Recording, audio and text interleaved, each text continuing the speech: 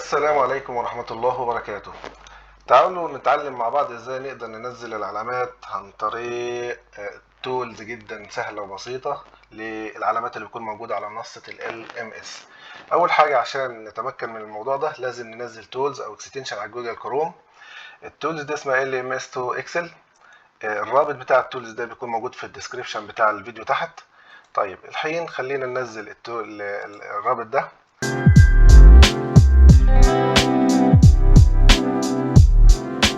مكان وتفك الضغط بتاعه. اوريدي انا حفظته على سطح المكتب. ننتقل للخطوه الثانيه، ازاي انا اضيف الاكستنشن ده او التولز دي للجوجل كروم. بمجرد ان اروح للجوجل كروم بختار الثلاث نقاط اللي هم على اليمين اعلى دول، وبذهب بعد كده للمور تولز. من المور تولز بختار الاكستنشنز.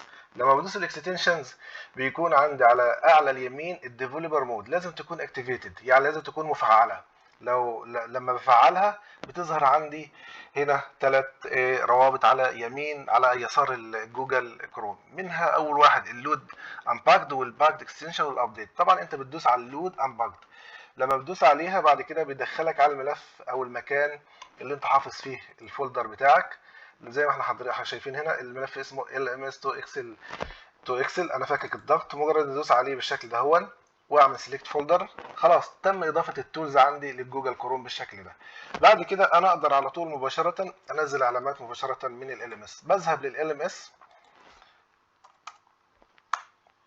لما اذهب لل LMS تختار حضرتك اي شعبة او اي امتحان في اي فترة محددة ليك.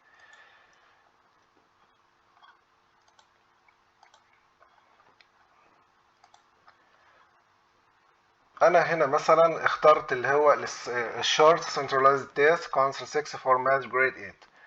لما بعمل في سكور بتظهر لي العلامات بتاع الطلاب هنا بشكل مباشر. كل اللي انا بعمله مباشرة بذهب للاكستنشن فوق اللي هي في الجوجل كروم دي، وبدوس على كلمة get LMS grades.